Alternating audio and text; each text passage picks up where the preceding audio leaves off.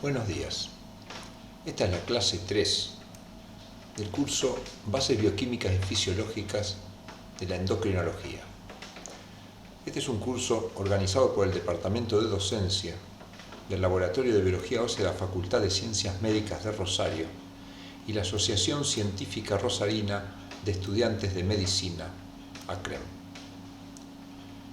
En esta clase continuaremos con mecanismos generales de acción hormonal, diferentes modos de acción hormonal y su control, y veremos una breve y simplificada introducción a cómo es el estudio de hormona a nivel de laboratorio. Este esquema general que ya hemos visto, sabemos que una hormona es producida por una glándula endocrina ante el estímulo de alguna variable plasmática. Esta hormona es volcada a la sangre, por la cual alcanza a todas las células de nuestro organismo y puede viajar unida a una proteína transportadora o no, dependiendo de su hidrofobicidad. Independientemente de esto, la hormona libre es la que puede interactuar con receptores de membrana o citoplasmático de las células blanco y producir cambio en la función de sus proteínas, que producirán, en último término, un cambio fenotípico en la célula blanco que determinará modificación de la variable que controló la liberación. Si esta variable al aumentar liberaba hormona a partir de la glándula, todo este efecto conducirá a que esta variable descienda en su valor. Veamos algunos mecanismos generales de acción hormonal. Existen diferentes patrones que uno puede asociar cuando estudia la liberación hormonal. Uno de los sistemas que esquematicemos de esta manera consiste en que el sistema nervioso central produce hormonas liberadoras, que llamamos RH por Releasing Hormone, que va a actuar sobre una glándula en particular. Esta glándula segregará una segunda hormona que vamos a llamar hormona trófica, que va a actuar sobre otra glándula 2, la que va a producir finalmente una hormona que actúa sobre la célula target, modificando la variable. Todo este sistema tiene asas de control de retroalimentación negativa. La variable puede retroalimentar negativamente la glándula 2 para que secrete menos hormonas y a su vez esta hormona tener receptores en la glándula 2, en la glándula 1, en el sistema nervioso de manera de inhibir la producción de las hormonas.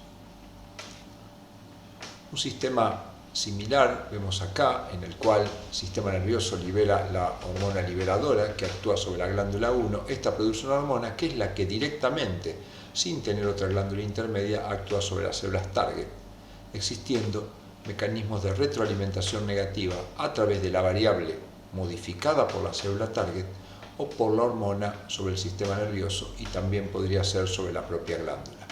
Todo dependerá dónde existen receptores, ya sea para la sustancia que estamos considerando como variable o para la hormona. Otro sistema, que es una simplificación aún mayor, es que el sistema nervioso produzca una hormona y que ésta directamente actúa sobre las células target, existiendo las retroalimentaciones negativas. Otros sistemas hormonales no dependen tan íntimamente del sistema nervioso, aunque es imposible analizarlo independientemente, pero podemos decir que hay glándulas que, independientemente del sistema nervioso, secretan una hormona como respuesta a una variable y que esta hormona actúa sobre las target modificando esta variable. Y tanto la hormona como la variable son capaces de retroalimentar negativamente. Veamos algunos ejemplos. Acá tenemos el sistema que tenía sistema nervioso, hormona liberadora, glándula 1, hormona trófica, glándula 2, hormona y célula target.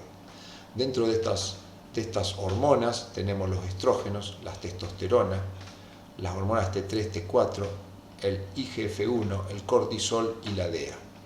Estas hormonas son producidas por glándulas como el ovario, testículo, tiroides, hígado, hueso y adrenal, como respuesta a hormonas tróficas, que son la hormona luteinizante, folículo estimulante, hormona estimulante de tiroides, hormona de crecimiento y adenocorticotrofina, que son producidas por la adenohipófisis como respuesta a factores liberados por el hipotálamo y que son la hormona liberadora de gonadotrofina, la hormona liberadora de tirotrofina, la hormona liberadora de hormona de crecimiento, la somatostatina, que es un inhibidor, y la hormona liberadora de corticotrofina. Si vamos al otro ejemplo, por ejemplo, de sistema donde el sistema nervioso produce una hormona liberadora, esto actúa sobre una glándula que ya genera la hormona que va sobre la target. Por ejemplo, un ejemplo es la prolactina y la hormona de crecimiento, que son producidas por la adenohipófisis como respuesta a factores del hipotálamo como la hormona liberadora de prolactina, la dopamina, que es un inhibidor, la hormona liberadora de hormona de crecimiento, y la somatostatina, que es un inhibidor de la liberación de la hormona de crecimiento.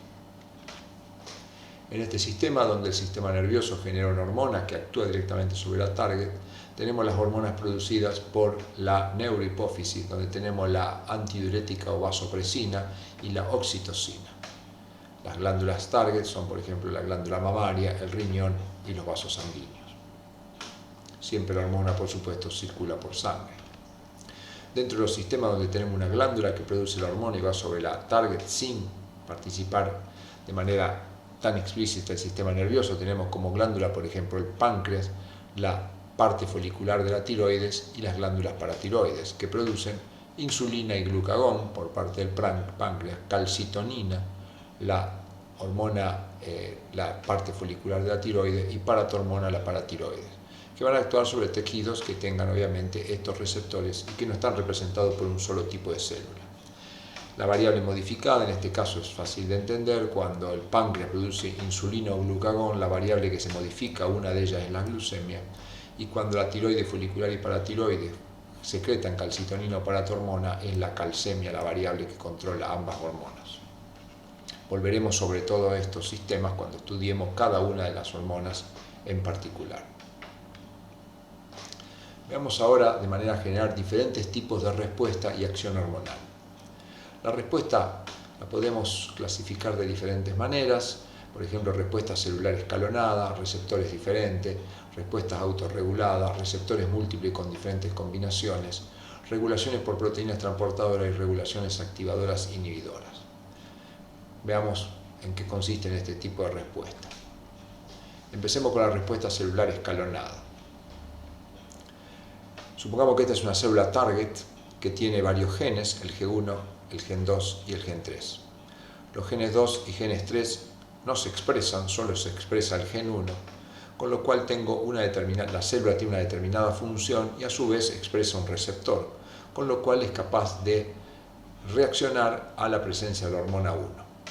Cuando la hormona 1 interactúa con el receptor 1, por ejemplo, puede tener acciones de este tipo, como que inhiba el Gen 1, pero activa el Gen 2, por lo tanto la célula hace una transición.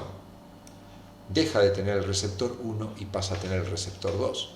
Al pasar a tener el receptor 2, se hace insensible a la hormona 1, pero empieza a ser sensible a la hormona 2, que ésta puede inhibir el Gen 2, pero activar el Gen 3, con lo cual desaparecerá el receptor 2 y aparecerá el receptor 3, con lo cual ahora la célula es insensible a la hormona 1, insensible a la hormona 2, y sensible a la hormona 3, con lo cual la célula pasará a hacer una nueva función.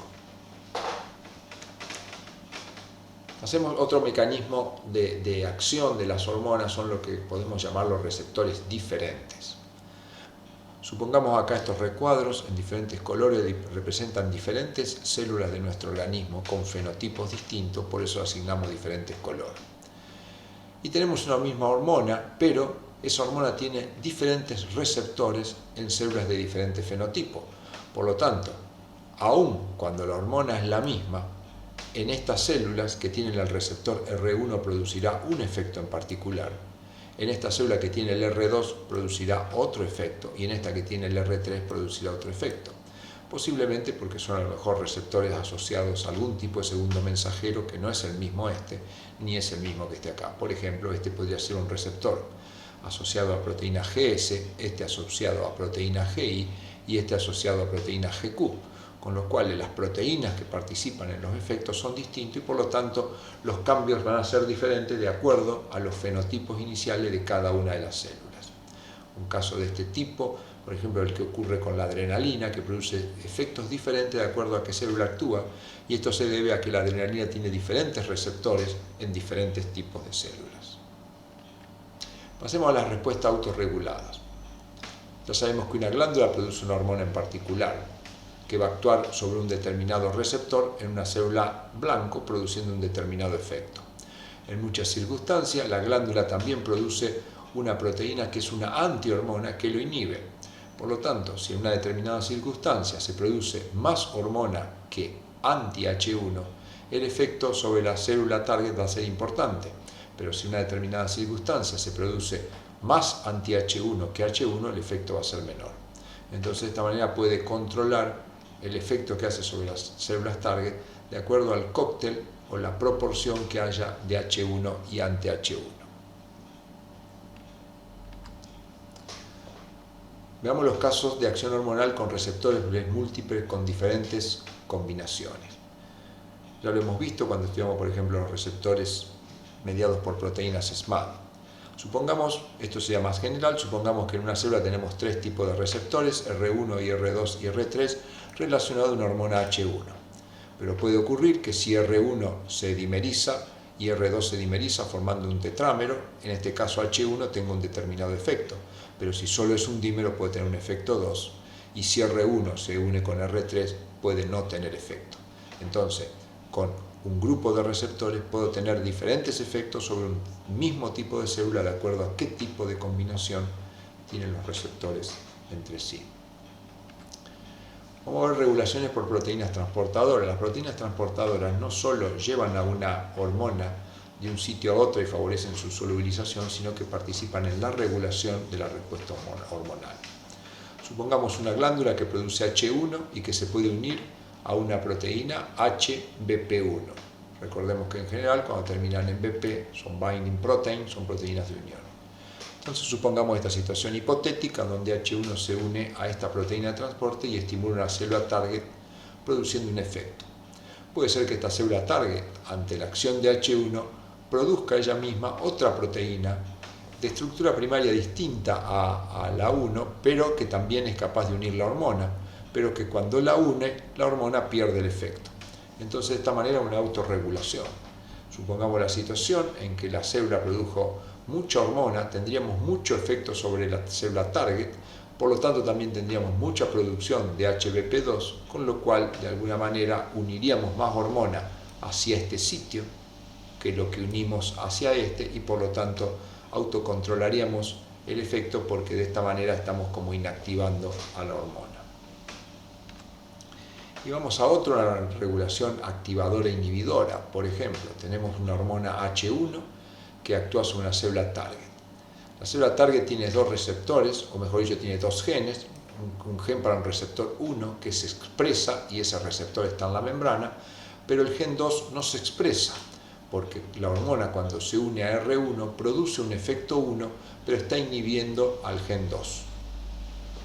Entonces, en esta circunstancia, la célula va a responder a la acción 1.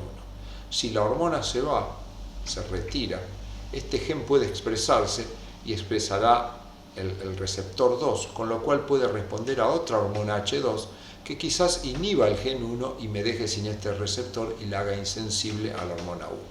Por lo tanto, una misma célula puede ser sensible a una hormona y refractaria a la otra en una determinada situación y cambiar por los mecanismos de regulación que hay a hacerse ahora refractaria a la hormona 1 pero sensible a la hormona 2. Un término que vamos a colocar ahora es el término crosstalk. El crosstalk es un fenómeno que ocurre en las hormonas y que ya hace décadas que se viene describiendo. ¿En qué consiste el crosstalk? Es que, como ya hemos estudiado una hormona, para hacer un efecto se tiene que unir a un receptor. Y en general, cuando se une a un receptor, aparecen segundos mensajeros como consecuencia de ese receptor y aparecen proteínas. Si otra hormona se une a otro receptor, también va a generar segundos mensajeros relacionados a ese receptor y proteínas relacionadas a este receptor. Es común, habitual, que, por ejemplo, que las proteínas que pertenecen al set activado por la hormona 1, de alguna manera inhiban o interactúen con los mecanismos de transducción de señales de la 2, ya sea inhibiendo o activando, y los segundos mensajeros o proteínas activados por el receptor 2 que influyan sobre la respuesta del receptor 1. Esto se llama crosstalk o conversación entre los sistemas, que hace que no sean independientes y que pueda haber potenciación o inhibición entre ellos, y que las respuestas sean más complicadas de entender que lo que sería si los receptores actuaran de manera individual. En general, el crosstalk pone dificultades a nuestra capacidad para entender los mecanismos hormonales, pero no le pone dificultad a la célula para responder a las hormonas. Eso es lo bueno. Un ejemplo de crosstalk lo vimos entre el receptor de guanilato ciclasa y la PKC. Dijimos que aquellas hormonas que actúan por guanilato ciclasa y generan GMP cíclico activaban PKG, haciendo cambios a nivel genómico o no genómico. Pero el GMP cíclico tenía la capacidad de inhibir los canales de calcio que permitían la salida de calcio del retículo endoplasmático que activa PKC. Entonces, si una hormona actúa por guanilato ciclasa, activando todo un set de proteínas, va a inhibir de alguna manera el set de proteínas activado a través de la vía de las proteínas quinasas, de las proteínas quinasa C, activadas por calcio o por inositol trifosfato. Una cosa importante a tener presente: todos los mecanismos de señalización implican una amplificación. Acá elegí el mecanismo propuesto para los receptores de tirosina quinasa intrínseco que utilizan las proteínas RAS. ¿Por qué decimos que hay una amplificación? Porque en general en todos estos mecanismos participan enzimas, y debemos recordar que una enzima no se consume durante el proceso y que puede catalizar muchas veces la transformación de un sustrato en un producto. Entonces veamos lo siguiente: supongamos que una hormona, como puse acá, una H, se une al receptor. Si una hormona se une al receptor y se produce todo este proceso, habrá una proteína RAS que se activó, por lo tanto tengo una proteína RAS. Pero esto tiene una actividad catalítica haciendo que RAF se fosforile, por lo tanto si RAS tiene una actividad catalítica, un RAS no transformará solo un RAF, sino que, pongamos un ejemplo, un número, habrá ahora 10 moléculas de RAF activado. Si ella actúa catalíticamente, quiere decir que no se consume y es capaz de activar cada una de ellas a 10 mEq. Como yo tengo 10 RAF, ahora tendré 10 mEq. Y lo mismo pasará con MEC. Si MEC actúa catalíticamente activando cada una de 10 ERK, pasaré a tener 10 ERK activadas. Y si esta es capaz de activar a cada una de ellas a 10 quinasas dependientes de ciclina, tendré 1000. Por lo tanto, ante la llegada de una hormona, voy a tener un efecto muy magnificado, porque en todo esto existen enzimas involucradas que van amplificando el fenómeno. Veamos ahora brevemente cosas que lleva años, décadas o a veces hasta ciclos de estudio con una hormona. ¿Cómo hacemos? En general, en los organismos vivos presenciamos efectos. Por ejemplo, la glucemia sube, la temperatura sube, el peso sube, el depósito de tejido adiposo baja. Serían efectos. Nuestra pregunta es: ¿hay alguna hormona involucrada en esto? Si es el efecto que estamos estudiando es un efecto hormonal, entonces debe haber una glándula que la produce. La hormona debe circular por sangre. Tiene que haber receptores en tejido blando. Utilizar algún mecanismo corriente abajo del receptor que involucre AMP cíclico, GMP cíclico, calcio, IP3 o proteínas fosforiladas. Entonces veamos qué estrategias podemos utilizar. Supongamos que intentamos medir el efecto produciendo cambios en el sistema de manera de inferir la existencia de la hormona. Entonces, nosotros lo que queremos saber es si hay una hormona para este efecto. Entonces, supongamos que estamos en presencia de un efecto determinado que podemos medir y que surge del tamaño, que lo podemos evidenciar por el tamaño de esta barra que nos estaría midiendo el valor de ese efecto. Supongamos que tenemos un organismo intacto y este organismo sospechamos que hay 3 glándulas que podemos identificar anatómicamente y decimos, bueno, si este efecto se debe a una hormona y esta hormona es producida por alguna de estas glándulas, podemos plantear el siguiente experimento. y hacemos experiencia con animales de experimentación, teniendo primero un animal intacto que tiene las 3 glándulas, en el cual medimos el efecto, y luego vamos generando animales que a través de manipulaciones quirúrgicas le producimos la ablación de glándulas. Entonces acá tenemos un organismo que ya no es intacto, al que le sacamos la glándula 1, otro que no es intacto, al que le sacamos la glándula 2, y otro que no es intacto, al que le sacamos la glándula 3. En cada uno de ellos medimos el efecto. A este que le sacamos la glándula 1 tenemos el mismo efecto que en el organismo intacto, quiere decir que la glándula 1 no es la que produce la hormona. A este que le sacamos la glándula 2 el efecto es menor, entonces podemos estar pensando que la glándula 2 era la responsable. Y a este que le sacamos la glándula 3, no. Es un experimento sencillo, pero no por ello lo va a realizar en muy poco tiempo, porque exige diseños y trabajos extremadamente complejos.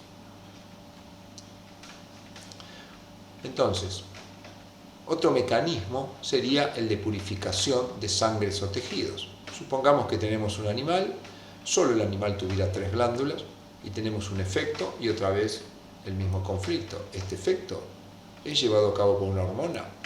Si es llevado a cabo por una hormona es producido por una glándula. Entonces, ¿qué podemos hacer? El mismo experimento que mencionamos antes de ablación de glándulas, cuando sacamos las glándulas las guardamos en un freezer para trabajar posteriormente. Y de cada glándula hacemos una purificación, un homogenado del cual tenemos un purificado de esta glándula y si lo inyectamos a un animal, cuando le inyectamos el homogenado de este animal, veremos qué efecto produce. Entonces, si tenemos efectos pequeños, pero cuando inyectamos, por ejemplo, el del 3, obtenemos un efecto grande, eso nos está indicando que acá, en esta glándula, está la sustancia o la hormona que estamos tratando de encontrar. Otra forma es interesante, en la ciencia existen animales, que son animales normales, por ejemplo que tienen la glándula 1, glándula 2 y glándula 3, pero la ciencia ha ido creando y acopiando animales que, por ejemplo, tienen tumores. Entonces, por ejemplo, puedo tener un animal que ya no es un organismo normal, porque tiene un tumor en la glándula 1, otro que tiene un tumor en la glándula 2 y por lo tanto no es normal, y otro que tiene un tumor en la glándula 3 y no es normal. Si este era el efecto en un animal intacto con las glándulas normales, y tomo un animal que tiene un tumor en la glándula 1 y veo que el efecto es el mismo, me hace pensar que la glándula 1 no estaría tan involucrada en el proceso. Si la que tiene el tumor en la glándula 2 tiene un efecto similar a la que tenía el animal control, no sospecho como la glándula 2 como glándula productora de mi hormona problemática.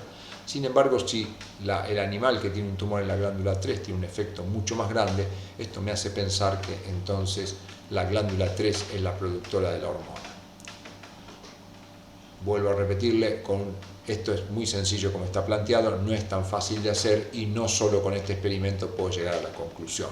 Es la sumatoria de miles de experimentos y trabajos de investigadores de diferentes partes del mundo lo que llegarán a dar la conclusión de lo que estamos estudiando. Pero son pequeños granos de arena que se van aportando en el avance del conocimiento. Otra forma interesante es la siguiente. Supongamos que a través del experimento anterior, por ejemplo, que habíamos visto acá, detectamos, ya sea con este experimento o con este experimento, detectamos que es la glándula 2 la que probablemente produciría la hormona que nos interesa. Entonces, identificada la glándula, podemos hacer la ablación de esa glándula y como toda glándula está compuesta obviamente por macromoléculas y moléculas biológicas que se encuentran en su interior. Iniciamos una purificación de esa molécula, para lo cual en el laboratorio existen infinidad de técnicas que me permiten separar la sustancia 1 de la 2, de la 3, de la 4 y de la 5. Entonces la sustancia la pongo dentro de una jeringa y se la inyecto a un animal de la misma línea de los cuales yo obtuve esta glándula. Entonces le inyecto a este la sustancia 1, a este la sustancia 2, a este la sustancia 3, a este la sustancia 4, a este la sustancia 5. Y mido en cada una de ellas el efecto. Y obtengo esto, una magnitud de efecto de esta manera en este, de esta manera en este, de esta manera en este, así y así. ¿Qué sospechamos? Acá hay algo raro. En este animal tuvimos un efecto muy importante, más importante que todos los otros que prácticamente eran cero.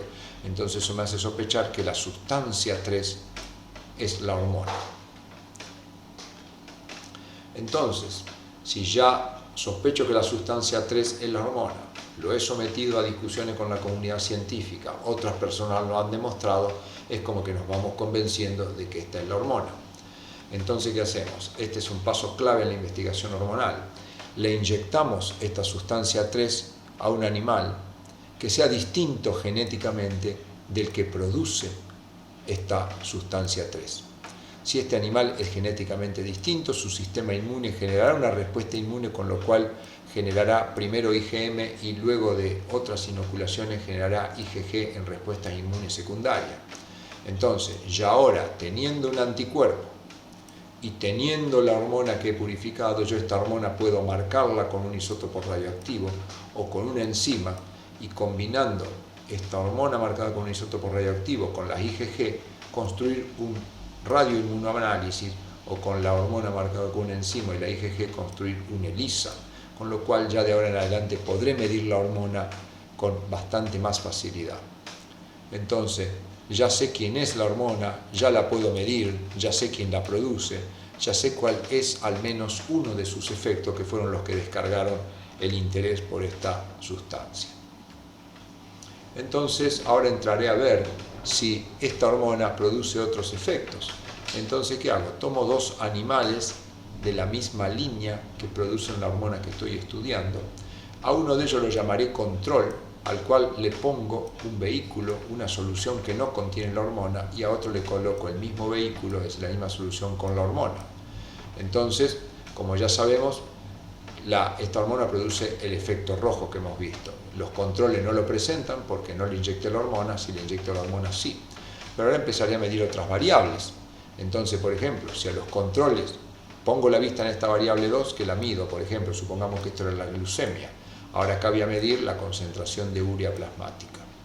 Al control no le inyecto la hormona, al tratado sí le inyecto la hormona. Veo que la concentración de urea no depende de la inyección de la hormona, entonces deduzco que la hormona está produciendo cambio en células blanco, pero que no está relacionada a esta variable 2. Pruebo con la variable 3, me da lo mismo. Pruebo con otra variable que en los controles tiene un valor grande y cuando le inyecto la hormona me da más chico. Me está indicando que esta variable depende de la hormona, pero que es diferente a la roja. La roja era una variable que aumentaba ante la acción hormonal y esta es una variable que baja ante la acción hormonal. Veamos otra situación. Ya sabemos que la hormona 3, producida por la glándula 2, tiene efectos. Los efectos que tiene se reflejan a través de una variable 1 que sube y de una variable 4 que baja. Si esta variable sube y esta baja es porque hay targets que están respondiendo a esta hormona. Y si hay targets que están respondiendo a esta hormona es porque alguno de ellos o todas ellas tienen un receptor. Entonces, ¿cómo podemos identificar esto? Es relativamente fácil. Ya tenemos la hormona que está marcada con un isótopo radioactivo. Entonces lo que hacemos es un corte histológico donde podremos ver las células target 1, las células target 2 y las células target 3. Pero en realidad no sabemos cuál de ellas es la target. Entonces hacemos lo que se llama una histoquímica. A este corte histológico le agregamos la hormona marcada radiactivamente. En aquel tejido que haya receptores para la hormona, esta hormona se pegará. Y como tiene un isótopo radioactivo, esa zona de alguna manera emitirá radiación que yo podré ver. Entonces podré tener cosas así. ¿Qué me está indicando esto? Por ejemplo, las supuestas células target dot no se tiñeron para nada, quiere decir que esta célula no tiene receptores y en realidad no es un target de esta hormona. Esta sí se tiñó y es un target, seguramente tiene un receptor que está en la membrana o que está en su interior, que luego se podrá estudiar. Y esta también se tiñó pero menos, de lo que deduzco que la expresión de receptores que debe haber en estas target 1 debe ser bastante más grande que lo de las target 2, porque acá la cantidad de hormona que se fijó es mucho más pequeña. Todas estas técnicas que hemos visto son obviamente simplificaciones que, como les dije, pueden llevar como mínimo décadas de estudio para poder concluir sobre el descubrimiento de una hormona, sus células target, su mecanismo de acción y las variables controladas.